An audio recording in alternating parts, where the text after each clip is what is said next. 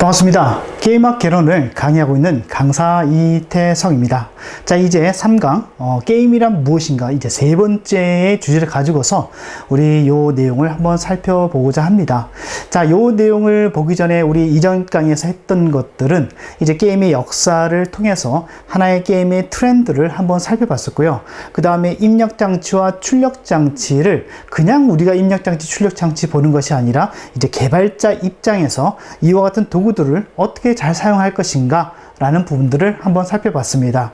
자, 그리고 가장 중요했던 부분, 바로 소프트웨어의 본질에 대해서 살펴봤었죠. 그래서 소프트웨어는 바로 무엇이다? 프로그램과 데이터에 결합된 그와 같은 부분이 바로 소프트웨어라고 우리가 살펴봤습니다. 제 3강, 이제 게임이란 무엇인가 라는 이 부분에서는 이제 마무리하는 그런 단계이죠. 그래서 하나의 개념이 더 나오고, 또한 그것을 통해서 또한 게임을 어떻게 볼 것인지를 살펴보고, 이제 결론을 내므로 통해서 이제 게임이란 무엇인가에 대해서 여러분들 스스로가 이제 그 질문에 대해서 이제 답을 할 수 있지 않을까 생각을 합니다. 자, 그러면은 우리 3강의 내용 같이 한번 보도록 하겠습니다. 자, 제일 먼저 보는 것이 이제 목표에 대한 부분이죠. 그래서 이제 아까 방금 말씀드렸듯이 이제 에콜로지라는 이와 같은 단어가 나옵니다. 그래서 거기에 대해서 우리가 좀 살펴볼 것이고요. 그 다음에 게임의 사이클에 대해서 한번 살펴볼 것입니다. 자, 그 다음에 유튜브 구독해 주신 거 잊지 않았으면 좋겠고요. 그러면은 요와 같은 개념들이 어떻게 게임에 적용되고, 그 다음에 그 부분들이 오늘날에 또한 어떻게 적용되어 있는지 그런 관계들을 한번 살펴보도록 하겠습니다. 자, 제일 먼저 에콜로지를 한번 보도록 하겠습니다. 여러분들 에콜로지란 말 한번 들어보셨나요?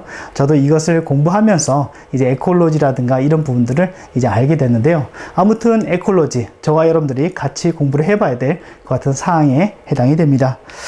자, 에콜로지에 대해서 교재에서는 전체적으로 이제 얘기를 하고 있습니다. 그래서 제일 먼저 이제 게임의 세계에 대해서 쭉 설명하고 있는데요.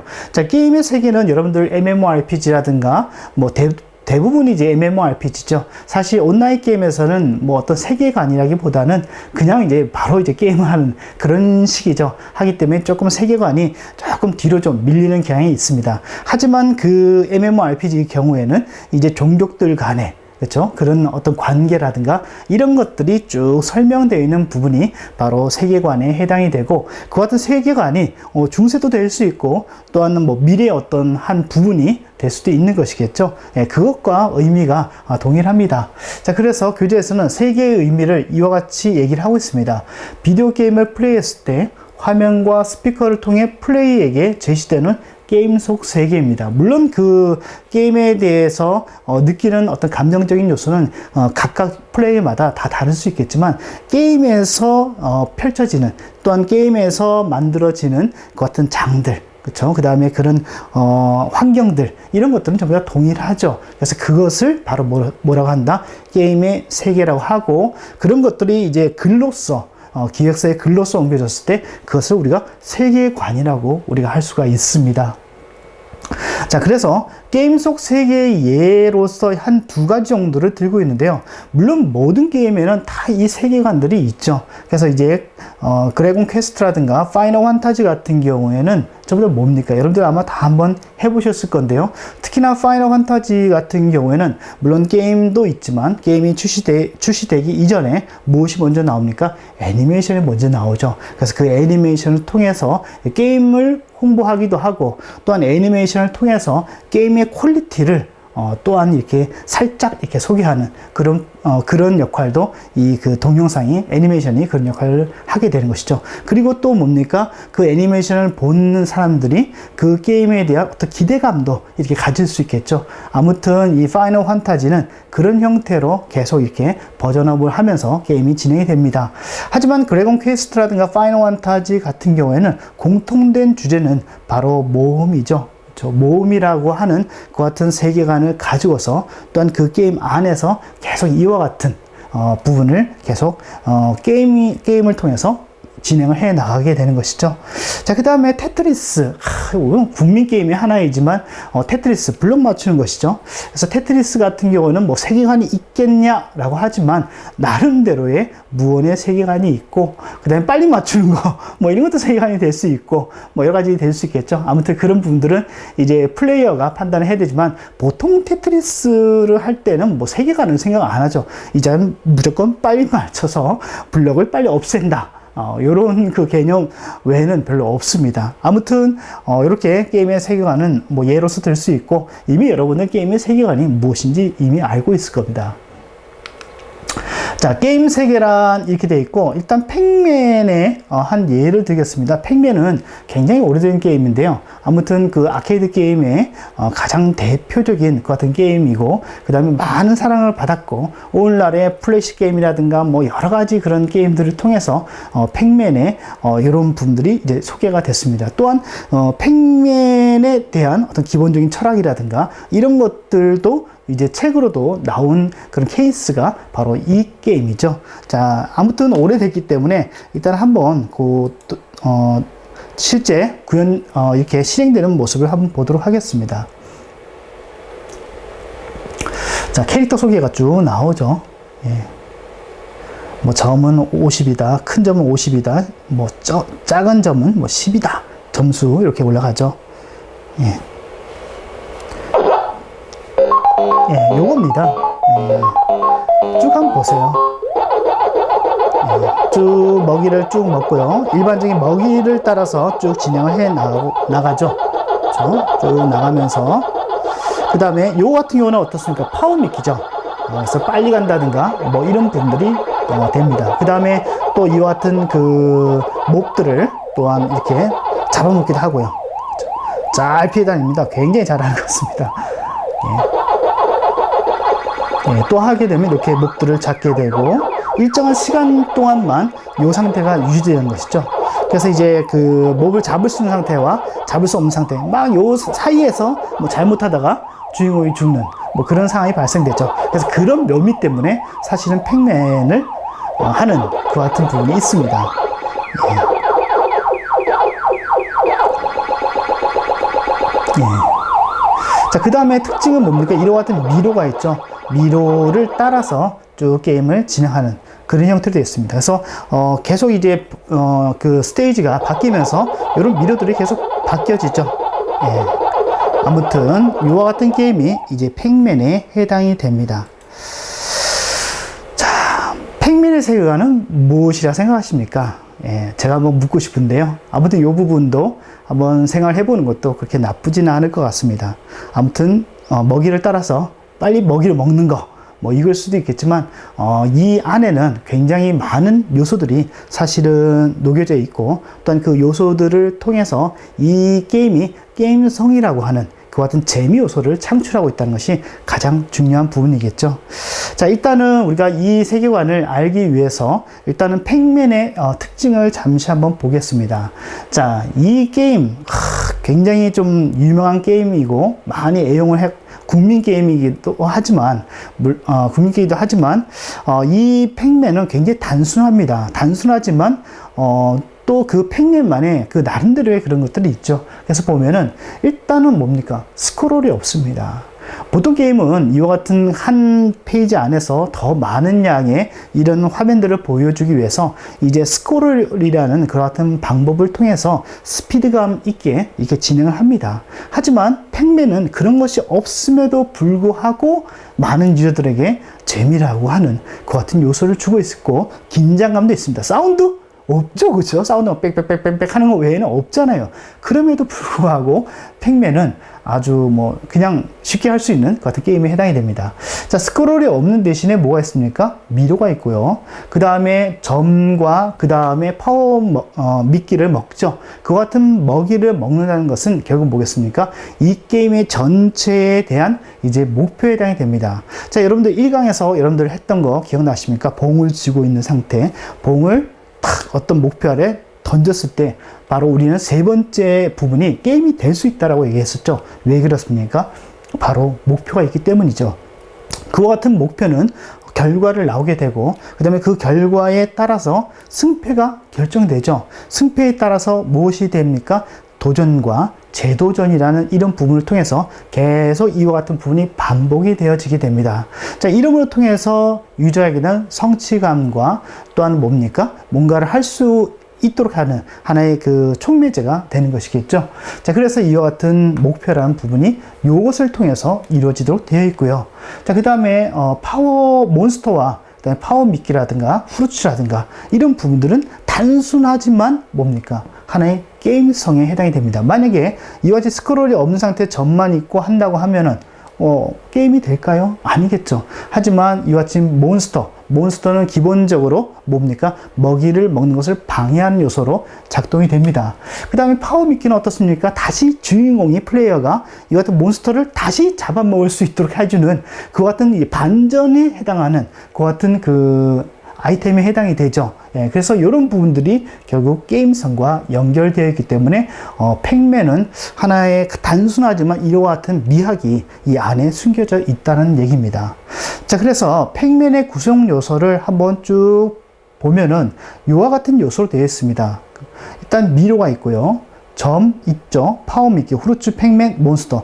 이겁니다. 6가지입니다. 이 6가지로 그런 게임을 만들어냈다는 것이 상당히 좀 쇼킹하죠. 그렇죠? 오늘날에는 뭐 MMORPG 같은 경우는 뭐 많잖아요. 그렇죠? 뭐 아이템도 계속 들어오고 막 이런데 요 6가지로 이 팩맨이라는 게임을 구성했다는 것이 굉장히 중요하죠.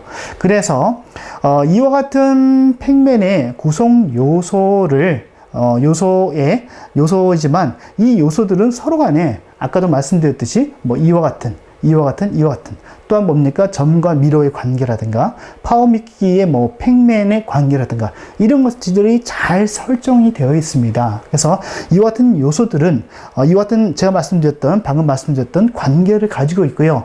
이와 같은 관계를 바로 뭐라 그럽니까? 게임의 에콜로지라고 얘기합니다. 그렇죠? 그렇기 때문에 게임의 에콜로지가 잘 되어 있다는 얘기는 바로 게임에서 나오는 이와 같은 게임에 나오는 이와 같은 구성 요소가 서로 연관이 잘 되어 있다는 얘기겠죠.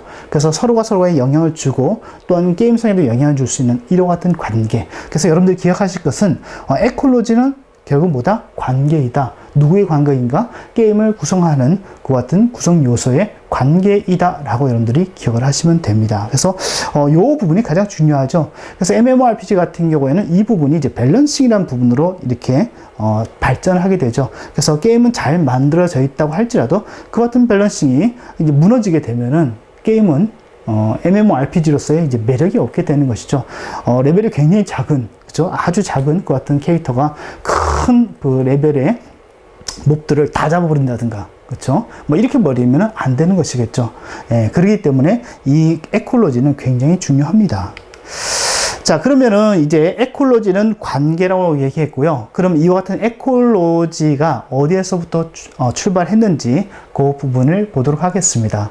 자, 에콜로지의 정의 이렇게 되는데요. 자, 에콜로지는 사실 뭡니까? 생태학의 한 분야에서 나온 그 같은 단어에 해당이 됩니다. 그래서 19세기에 뭐 해캐리 말로 뭐 이렇게 나오죠. 그렇죠? 근데 중간에 보면 뭐 동식물과 핵물을 포함한 무기적, 유기적 생식 환경과의 우호적이거나 적대적인 모든 관계의 총체를 연구하는 것이 목표인 학문을 뭐란다? 에콜로지라고 얘기를 합니다. 그럼 에콜로지는 결국 뭐겠습니까? 우리 간단하게 얘기하면 먹이사슬이죠. 그렇죠? 먹이사슬입니다. 그래서 가장 포식종이 있고 그 다음에 하위종이 있고 서로 간의 관계들이 먹이사슬로 계속 연결되어 있죠. 만약에 중간에서 먹이사슬이 딱 끊어지게 되면은 그 중간 이것이 연결이 되지 않아서 이제 막 뭐 문제가 많이 발생하게 되죠. 그렇죠?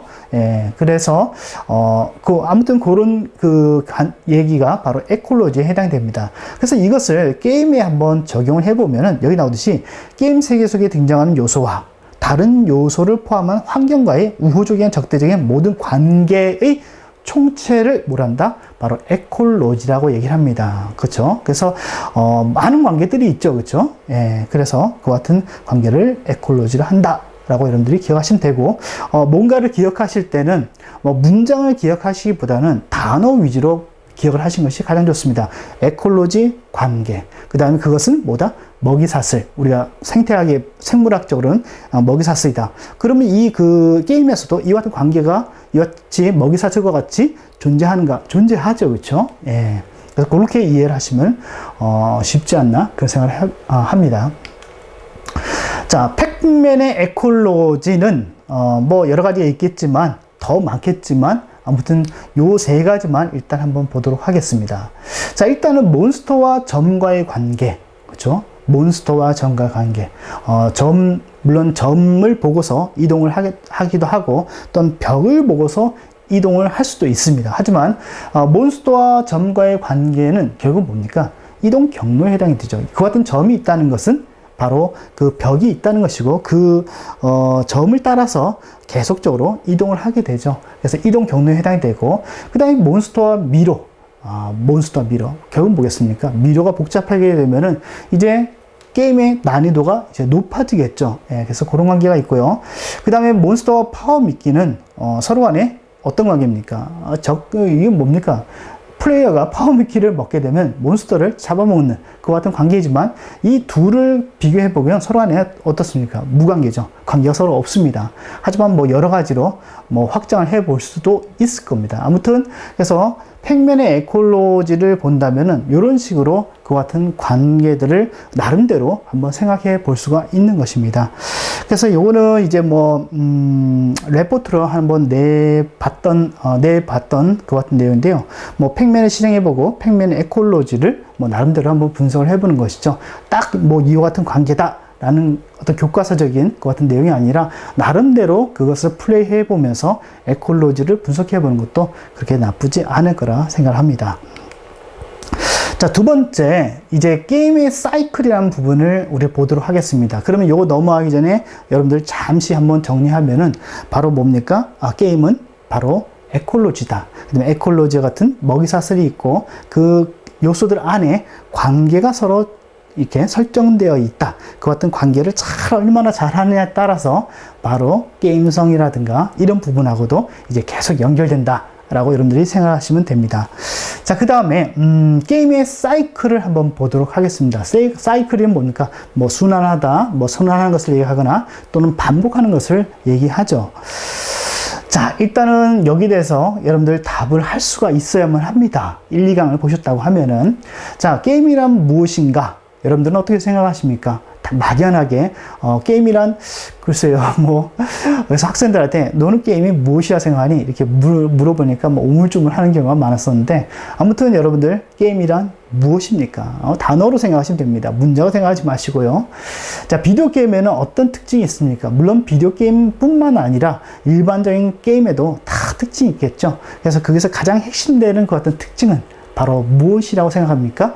바로 한 단어, 바로 인터랙션입니다. 인터랙션. 상호작용이죠. 그렇죠? 게임이란 것이 재미있고, 게임이란 것이 게임성으로 가고, 그 다음에 뭐 여러 가지, 유저들한테 뭔가를 줄 때는 이와 같은 유저들과 게임 간의 인터랙션이 잘 맞는 겁니다. 그렇죠? 잘 맞는 거죠. 만약 이와 같은 인터랙션, 어떤 상호작용이 없다고 한다고 하면은 게임은 게임대로 가고, 플레이는 플레이대로 가고, 플레이는 짜증내고, 그렇죠? 게임은 계속 어려워지고, 이래버리면 안 되잖아요. 그렇죠? 하기 때문에 이 같은 인터랙션이 얼마나 잘 이루어질 수 있도록 나름대로 이제 기획을 하게 되는 것이죠. 그래서 그렇게 우리가 생각해 볼 수가 있습니다.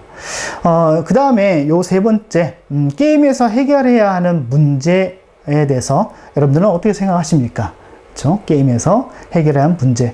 특히나 이제 그 MMORPG 같은 경우도 뭐 NPC를 통해서 뭐 이렇게 문제를 주고, 그 다음에 그것을 이제 하는 그런 식으로 진행이 됩니다. 하지만, 그거보다는 이제 비디오 게임이 더 강하죠. 그렇죠? 비디오 게임은 그와 같은 문제를 해결해야지 또 다음 미션으로 넘어가고, 뭐 이런 부분들이 계속 나옵니다. 그 다음에 게임 플레이를 하면서 그에 대한 계속 힌트를 계속 얻으면서 계속 진행을 하게 되는 것이죠. 그게 이제 비디오 게임의 어떻게 보면 매력이라고 또 볼 수도 있습니다. 자, 게임에서 해결하는 문제는 이런 의미를 가지고 있습니다. 반드시 해결해야 할 약속된 문제이고요. 그 다음에 이와 같은 약속된 문제는 어떻습니까? 플레이어가 풀을 수 있어야만 합니까? 풀을 수 없어야만 합니까? 당연히 풀을 수 있어야만 합니다. 이걸 풀 수 없게 만든다고 하면은, 그렇죠? 그 게임을 더 이상 진행해 나갈 수가 없죠. 예, 하기 때문에 이 약속은 플레이어에게 보장된 약속이고, 여기 나오듯이 이 보장된 약속 아래에서 게임 안에서는 뭡니까? 해결할 수 있는 수단이라든가 뭐 단서라는 부분들을 계속 제공해서 플레이어가 그와 같은 행위를 할 수 있도록, 행동을 하도록 유도를 해 나가는 것이죠. 그 다음에 그것에 골인했을 때 뭔가를 빵 이렇게 터트려주는, 그 다음 보상을 뭔가를 해주는 그런 부분이 이루어지게 되면 또 유저들은 감정적으로 성취감과 그다음에 다음에 넘어갈 그 스테이지가 뭔가 해서 이제 기대를 하게 되는 것이겠죠. 하기 때문에 게임에서의 문제라고 하면은 이와 같은 부분이 속성이 좀 있습니다. 예를 들어서 수능 같은 경우는 풀 수 없는 문제, 그렇죠? 아주 어려운 문제, 그렇죠? 그런 것들을 내지만 게임에서는 반드시 풀 수 있는 문제, 그렇죠? 이런 것이 반드시 존재하죠. 자, 그러면은 게임의 핵심 사이클에서 교재에서는 위저들이라는 게임을 이제 소개를 하고 있습니다. 그래서 위저들이를 보게 되면은 굉장히 오래됐습니다. 그래서 1탄부터 8탄까지 그거 나와 있고요. 그 다음에 온라인으로도 또 나와 있고, 그 다음에 플스로도 이렇게 나와 있는 그 같은 게임이 해당이 됩니다. 그 다음에 위저들이의 기본적인 세계관은 일단은 모험입니다. 모험이고요. 그 다음에 모험을 하더라도 막연하게 그냥 무작정 모험하는 것이 아니라 여기 나오듯이 마술사에게 빼앗긴 부적을 찾는 그런 형태로 이루어지고, 그 다음에 그 미로, 그렇죠? 그 다음에 어떤 건물 안에서의 미로에서 계속 이루어집니다. 그래서 요거는 위저들이 PC 버전이고요. 그 다음에 요 밑에 있는 것이 이제 플스 버전입니다. 그래서 두 가지 형태를 한번 같이 보도록 하겠습니다.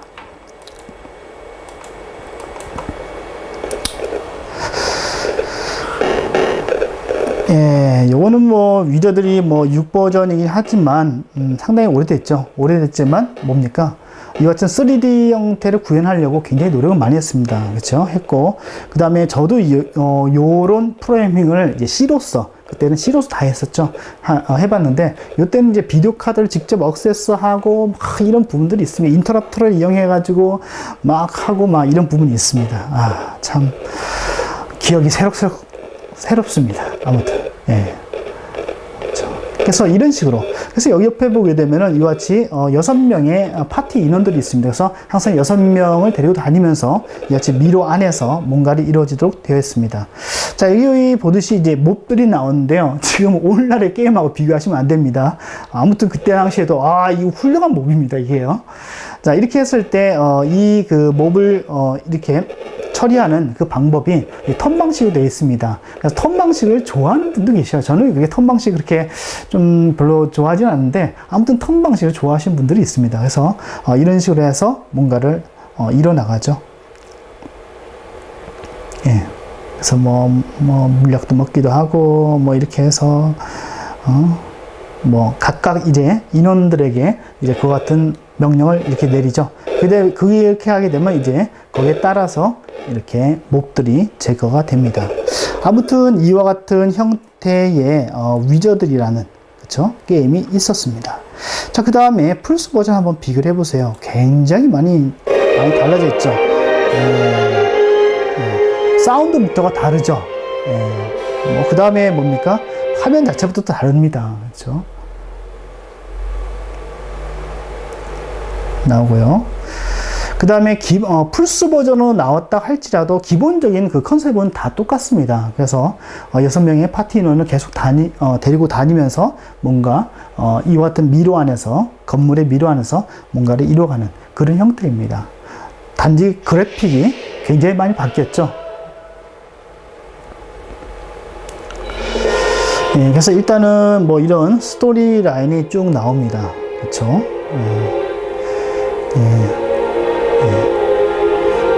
이렇게 나오고, 그 다음에 이렇게 캐릭터들을 이렇게 선택을 하죠. 6명까지를 선택을 합니다. 그렇죠? 선택하고, 그 다음에 제가 한번 스킵 해볼게요. 자, 선택했다고 보고, 실제 게임 안에서는 이런 식으로 들어갑니다. 그렇죠? 6명이 있고, 거기에 따라서 어떻게 할 것인지를 다 정하죠. 그래서 한 번씩 치고 빠지는 그 같은 턴 방식으로 되어 있는 게임이 위저들입니다. 플스 버전이죠. 나오죠. 나오죠. 아무튼 요런 게임이 이제 위저들입니다.